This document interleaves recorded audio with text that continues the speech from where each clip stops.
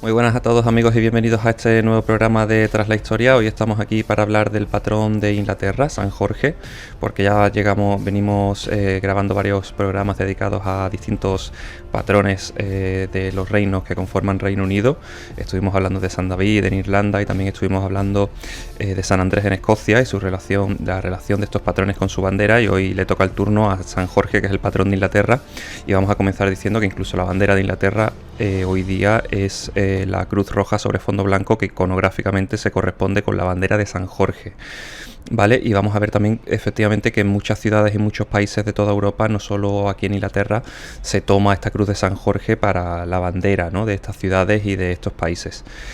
Vamos a comenzar también diciendo que no es solo de Inglaterra, como estamos diciendo, también sería patrón de Bulgaria, por ejemplo, de Georgia, también lo es de Aragón y de muchas ciudades en España y de toda Europa.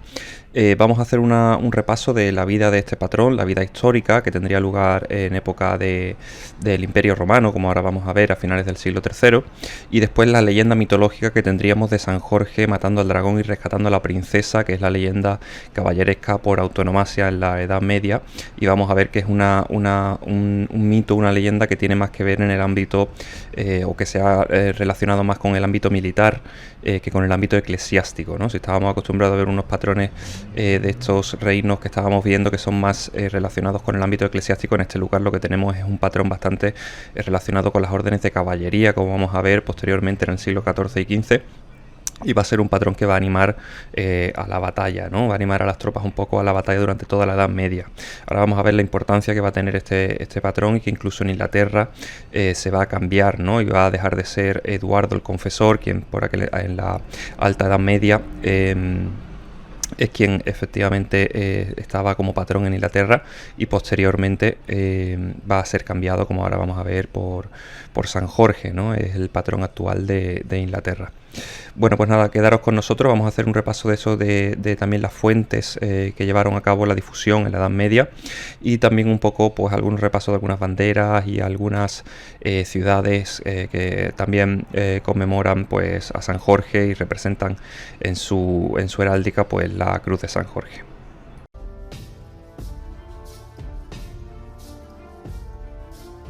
Pues nada, vamos a comenzar diciendo que efectivamente San Jorge viviría la historia real que conocemos. Sería un San Jorge que nacería por el 275 al 280 después de Cristo y moriría en el 303, el 23 de abril, es por ello que se conmemora este día su patronazgo, y moriría martirizado a manos de los romanos. Él era un soldado romano más, pero en las persecuciones cristianas él se va a declarar cristiano y va a terminar siendo martirizado en las murallas de Nicomedia, y es entonces cuando se empieza posteriormente en el siglo XIV se va a proclamar santo, ¿no? Pero bueno, vamos a empezar desde el principio. Realmente él venía de un linaje de la Capadocia. Por aquel entonces pues estaba todo un poco en manos de lo que era por entonces el Imperio Romano, y su padre incluso, llamado Gerión, era un oficial del Imperio Romano. Cuando su padre fallece, sirviendo al ejército romano, él se va a retirar con su madre a Lida, una ciudad por aquel entonces conocida como Lida, que actualmente es la Lod de Palestina. Es una ciudad que todavía sigue, pero que ha cambiado de nombre varias veces. Y por aquel entonces formaba parte de Israel, ¿vale? Entonces él y su madre se van a ir a esta ciudad donde la madre había nacido, y allí va a tomar una educación cristiana. Él se va a hacer cristiano, se va a formar como de fe cristiana, y a los 18 años él va a ingresar en el ejército romano. Él ingresa en el ejército romano y va ascendiendo de categoría hasta que tiene 30 años. Él pasa por varias candidaturas y como tribuno y comes, y posteriormente se le llama para formar parte de la guardia personal de Diocleciano en Nicomedia. Él es llamado a Nicomedia, él va a Nicomedia, forma parte de la guardia de Diocleciano, pero con las persecuciones que van a empezar con Diocleciano y después también con Galeno a los cristianos, él va a ser llamado a perseguir también a estos cristianos, pero él va a confesar que él profesa la fe cristiana. Es por ello que él va a ser también ajusticiado, martirizado y será decapitado en las murallas de Nicomedia. Su cadáver se llevará a Lida, la ciudad de Lida, donde donde él había pasado su infancia, y es allí donde se conservan sus restos. En esta ciudad se realizó incluso posteriormente una iglesia, ya en época de Constantino I. Y ya se dicen los textos que en los siglos V y VI ya esta ciudad, que pasaría a ser conocida como Diospolis por aquel entonces, no es la Diospolis egipcia, pero es la Diospolis de Palestina. Y allí pues se formaría una primera iglesia con Constantino I dedicado a San Jorge. Y como decimos, en el siglo V y VI ya aquí se narra que es la ciudad donde más se venera el culto a San Jorge, ¿no? Es por ello que también vamos a encontrarnos que hay mucho sincretismo de la figura de San Jorge en religiones musulmanas y africanas, ¿no? Incluso en Palestina se venera mucho la figura de San Jorge, se le conoce como Mar Digires, que sería, a la traducción sería un poco el musulmán cristiano, ¿vale? Es un poco, y incluso también vamos a ver que hay culto en Etiopía, ¿no? A San Jorge, donde también es patrón.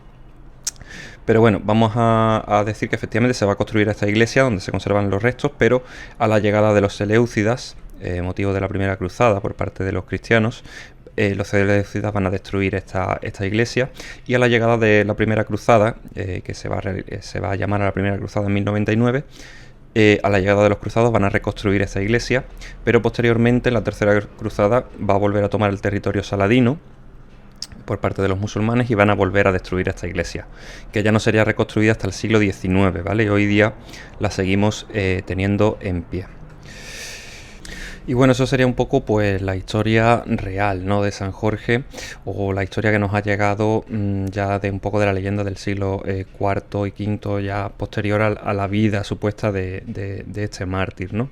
También sería canonizado en el siglo IV, si no me equivoco, sería canonizado. Y ya por entonces, como estamos diciendo, ya se le realizarían cultos y se veneraría en ciudades como esta, en la actual Palestina que estábamos comentando. Pero bueno, la historia de San Jorge llega a Europa, y llega a Europa de una manera un poco mitológica y de leyenda, y nos llega a Europa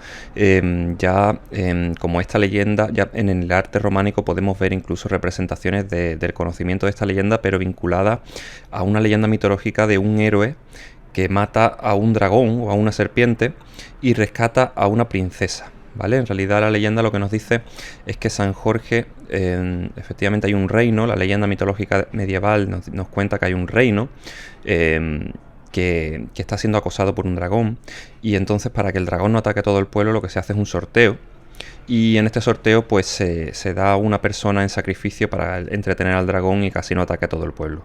Cuando en el sorteo quien toca es la princesa del pueblo, es entonces cuando aparece San Jorge, monta su caballo, toma sus armas, mata a la bestia, rescata a la princesa y posteriormente pues se casaría con ella y tomaría incluso estas tierras, ¿no?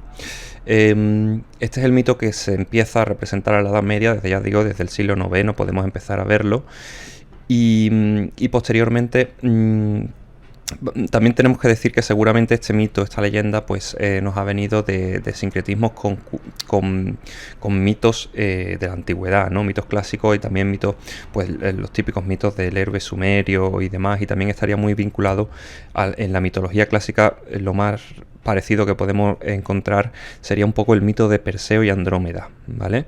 Perseo es la persona que nosotros conocemos como el héroe que decapita a la gorgona Medusa, pero también en esta leyenda, pues con Andrómeda, esta gorgona se puede representar también como una bestia marina, y tendríamos Andrómeda, que sería la hija de los reyes mitológicos de Etiopía, ¿vale? Bastante curioso porque en Etiopía también San Jorge es patrón.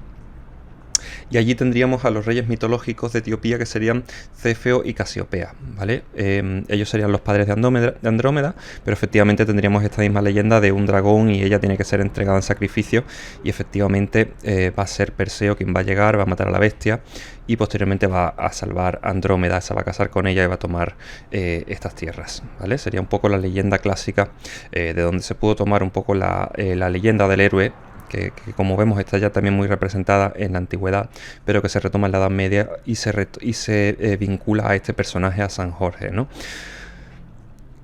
Bueno, tenemos que decir que, claro, esto, la vinculación con la cruz, ¿no?, de San Jorge, que conocemos de San Jorge en la Edad Media, también en el siglo XI, como una bandera blanca con una cruz.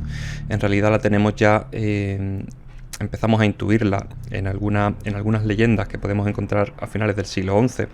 Estaría muy vinculada al tema de la reconquista de territorios a los musulmanes, ¿vale? Así la vamos a ver muy vinculada con el tema de las cruzadas. Ahora vamos a ver por qué, y también con la conquista de varios territorios a los musulmanes, ¿vale? Tendríamos a San Jorge como se vincula a estas órdenes o a los militares, pues la vemos representada con el tema de la lucha religiosa, ¿no?, contra los musulmanes.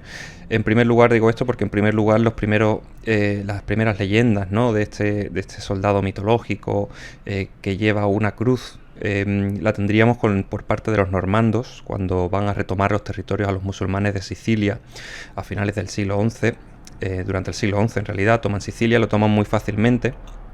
Durante todo el siglo XI van a ocupar Sicilia, y ellos cuentan que han tomado Sicilia fácilmente porque se les ha aparecido un caballero con una lanza, que llevaba en la lanza una bandera y una cruz, ¿no?, un pendón y una cruz.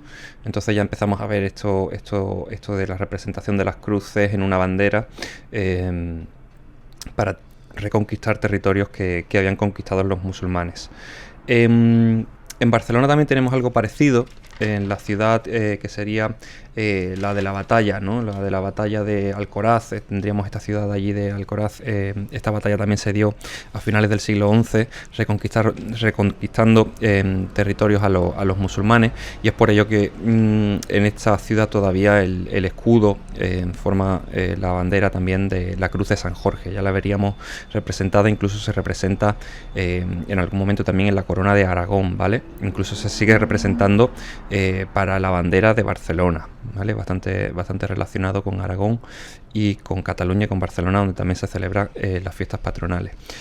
Bueno, en la primera cruzada también tenemos la leyenda de la utilización de la cruz roja con Alejo I Comneno, que sería el emperador bizantino de entonces, que se dice que se va a cortar su túnica roja, para repartir cruces a los soldados que se disponen a cruzar el Bósforo para así defenderlos, ¿no? Es una vez más la utilización, la referencia o la relación de la utilización de esta cruz con soldados que van a reconquistar territorios a los musulmanes, ¿no? Lo vemos una vez más así.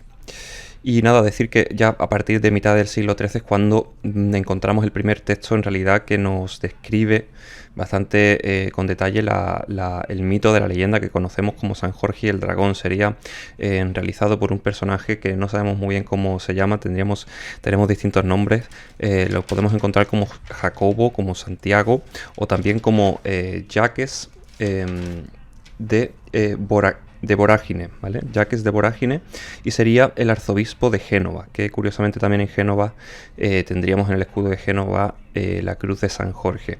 Este arzobispo va a escribir esta obra, que sería muy copiada y muy seguida en los siglos XIII y XIV, y ya incluso con la invención de la imprenta en el siglo XV sería muy difundida.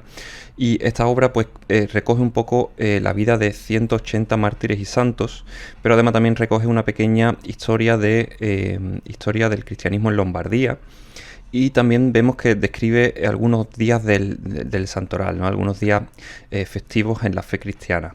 Pero bueno, a nosotros lo que interesa es que describe el mito de San Jorge y el Dragón, ya quedaría registrado y difundido a través de esta obra.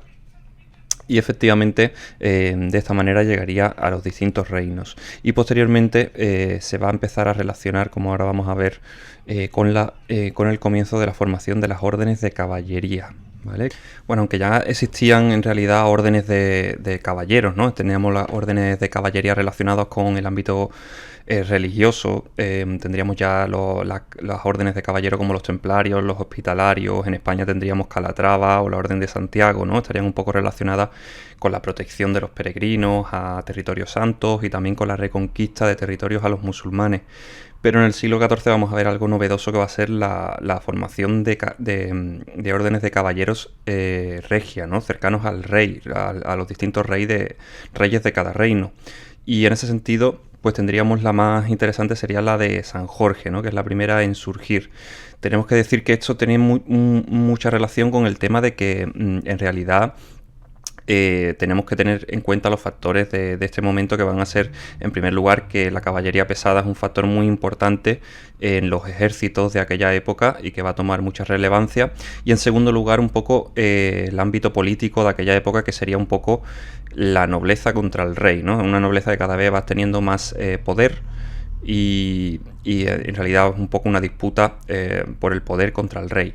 Y el rey, un poco para tener claro quién de esos nobles son los que le son leales o de quién se puede fiar, pues va a crear esta serie de órdenes y va a crear una serie de signos que los identifique, ¿no? Para poder saber quiénes están dentro y quiénes no, ¿no? Por lo menos un poco hacerles la obligación de declararse si son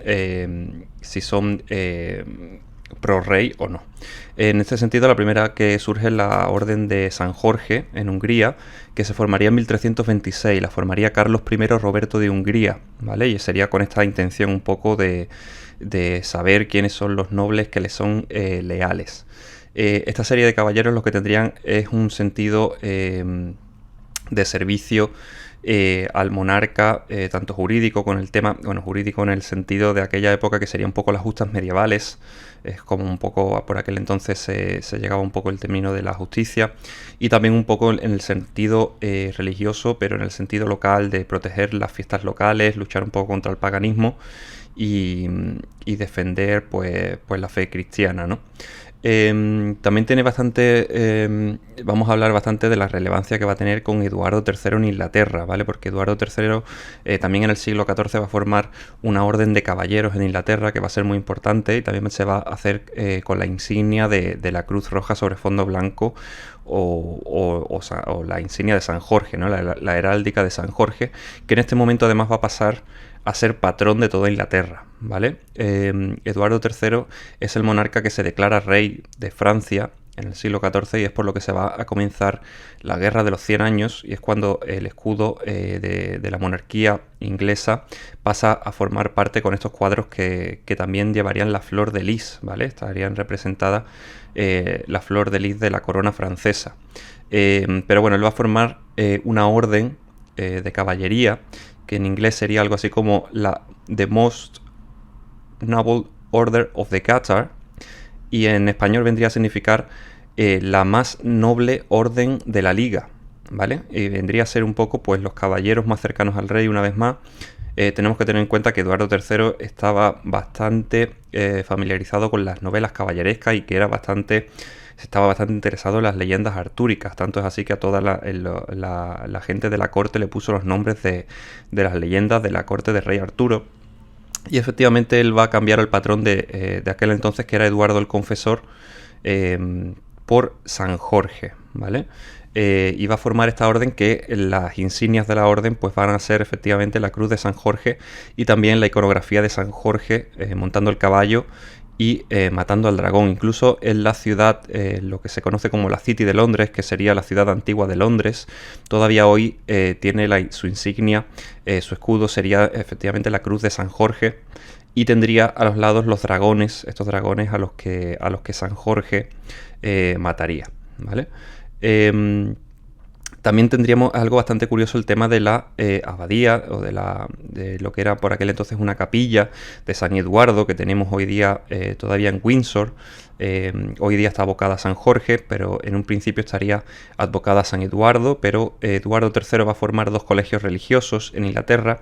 El primero, el de San Estefan, en el antiguo Palacio de Westminster, en el salón del antiguo Palacio de Westminster, y el segundo pues sería el de San Jorge, que lo iba a montar aquí en la antigua capilla, que había sido restaurada en el siglo anterior por Enrique III, si no me equivoco, y aquí va a montar él este colegio dedicado a San Jorge, y es cuando también en el siglo XIV se va a cambiar el patrón de San Eduardo por San Jorge. Se va a empezar a tomar la bandera de la cruz roja sobre fondo blanco que hoy tenemos para Inglaterra, y San Jorge va a formar parte, va a ser un factor muy importante en la representación política de Inglaterra a partir de entonces, ¿no? Lo que estáis viendo ahora es una imagen de la posterior construcción ya en el siglo XV, que es lo que se puede ver más o menos hoy en el castillo de Windsor, que sería la abadía de San Jorge, pero ya sería, como decimos, construida en el siglo XV, y lo que estáis viendo es gótico perpendicular ya de época posterior, ¿no?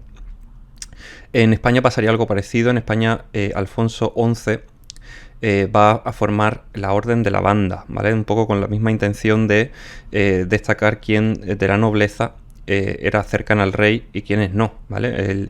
Era un simple, la simple identificación era dejar que estos soldados llevaran una banda dorada o que llevaran adornos de oro, ¿vale? Que eso era algo que en aquel entonces los nobles no podían hacer, solo podía hacer el rey en la batalla, pero él va a permitir que estos nobles cercanos al rey vayan a llevar algunas insignias doradas, ¿no? Y es por eso que se representa con esta línea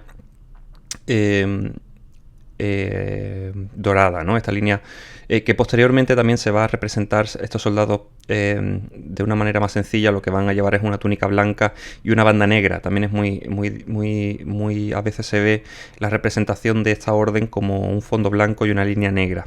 Pero bueno, es bastante interesante, tal cual la tenéis aquí, que sería la línea diagonal dorada sobre fondo rojo. También se va a reutilizar después en época de los reyes católicos, ¿no? Es bastante interesante.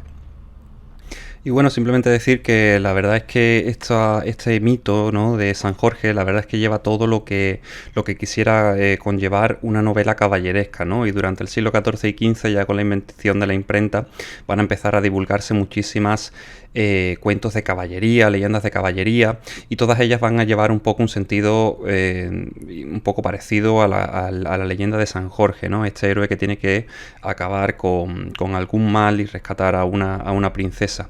Es bastante interesante también en el arte, ¿no? Porque en estos momentos también lo vamos a encontrar muy representado en el arte ya renacentista y barroco. Es muy interesante en los cuadros de Paolo Usello, porque efectivamente él va a representar muchos cuadros de caballería, y él representa también en gran cantidad de ocasiones este San Jorge matando al dragón. Es muy interesante que él lo va a interpretar como una especie de serpiente alada, ¿vale? Y aquí tendríamos que entrar un poco en el tema de la iconografía del dragón en sí, porque realmente tendríamos que diferenciar entre el dragón y entre lo que en inglés o en la lengua inglesa se llaman los wyverns, que efectivamente es algo que podemos diferenciar, el distintivo mayor de este monstruo mitológico con el dragón sería que no tendría patas delanteras, ¿vale? Es lo que suele identificar o por lo menos diferenciarlo de los dragones, y además suelen tener una columna vertebral espinada o una cola con espinas, ¿vale? Es lo más identificativo, lo podéis ver en muchas películas, incluso en El Señor de los Anillos. Se han identificado estos wyverns, aparecen en juegos, demás. Y la verdad es que es bastante interesante la iconografía, que ya estaba también, la podemos ver representada en la Edad Media. Incluso podríamos hacer paralelismos con iconografía ya romana, ¿no? Pero es muy interesante la figura de esta especie de serpiente, de serpiente alada, que le faltarían las dos patas delanteras, ¿vale? Es bastante interesante esto. Pues nada, amigos, hasta aquí el capítulo de hoy. Espero que os haya gustado, no me quiero entretener mucho más. Y bueno, si os ha gustado, pues por favor darle a like, compartir, suscribiros y pulsar el botón de la campanita para estar siempre informado cuando saquemos nuevos vídeos.